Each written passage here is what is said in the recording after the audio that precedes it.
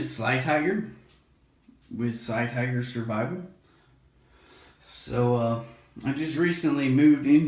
I'm still moving, but I rented a big ass house. I guess I need to buy a house, but so yeah, I rented a big ass house, and when I say big, I mean a big ass fucking house.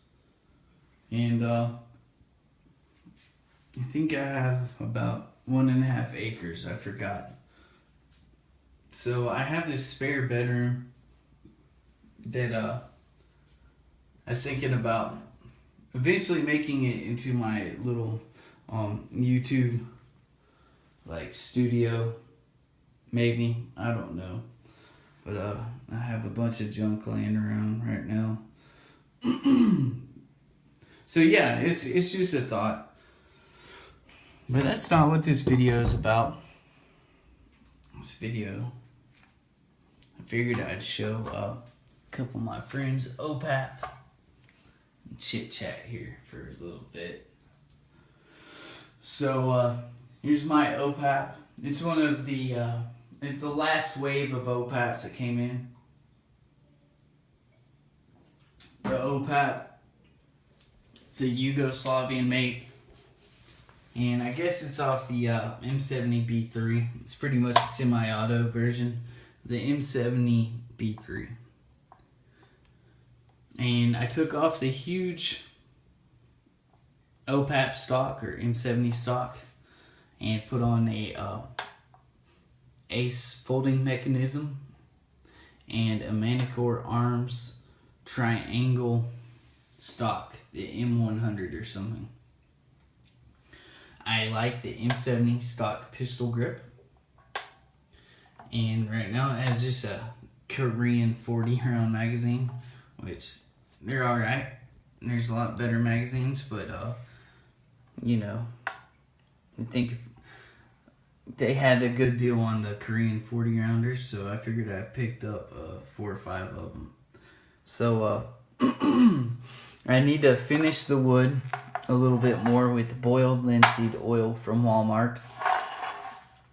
I took off my Strela flash hider because it just didn't look right on this rifle.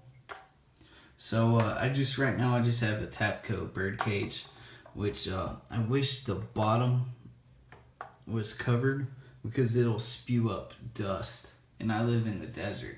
So in my rainbow fantasies and the shit hits the fan, I'll need to do something about that. So I'd probably just use a Strela actually, because it will do a better job than a birdcage, which birdcages do actually a pretty good job. So other than that, the OPAPs are very, very desirable rifle. I like the Yugoslavian thicker barrels than the Warsaw standard like a Wasser. I love the wood on Yugoslavian rifles. The 3-slot wooden handguards. I think if you're gonna have or keep your wood on your rifle, the Yugoslavians and their underfolders especially just look beautiful with the wood.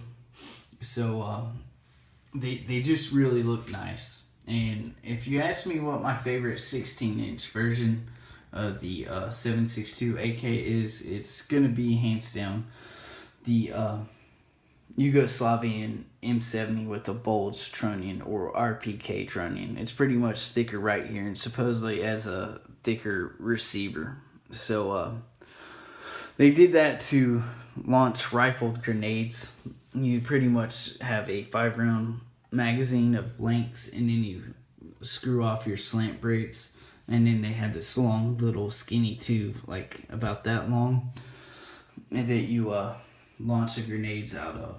But supposedly the pressure is the reason from the grenades. It's the reason why they're a little bit reinforced, and they have a little button that you have to press in to take off your dust cover. So the only issues I've had with this rifle was my old Ace mechanism stripped when I fired it. I took it off my PAP, put it on my OPAP, and just because I knew it would look even sexier on an OPAP to have this triangle stock. And it stripped while I was shooting, and I was an asshole and figured I'd keep shooting it even though it was stripped, because I couldn't believe how accurate this rifle was. Of all rifles, you know, I usually don't have faith in the hyped up rifles like an OPAP, and it really was fucking accurate. It was crazy. So for an 8K, I should say. So my only gripes besides the Manticore arms or the ace folding mechanism becoming stripped, which I did get it replaced. I do like the sling. It does come with the sling loop, by the way. My only gripe with this rifle is the rivet on the bulge trunnion itself near the barrel. Now it's a little bit crooked dicked, if you could see, but it's not passing light. I don't see any light in there when I disassemble it, and it seems to be holding. It just looks goofy if you stare at it. But other than that, I've seen other videos of OPAPs from like 2014, 2013 when they first came in and were popular, and a lot of the models had that. So I'm not going to worry about it, especially the way this thing shoots. So now the buttstock did come with the numbers, the printed like military style numbers, but they did not have the Serbian crest. Some guys just like get off on the crest, which it is badass looking, but I did not like the stock. It wasn't the cheek slap crap. That the only issue I've had with cheek slap was the PAP thumbhole stock actually gave me that, but this stock, the actual M70 stock, the wooden one, did not bother me whatsoever.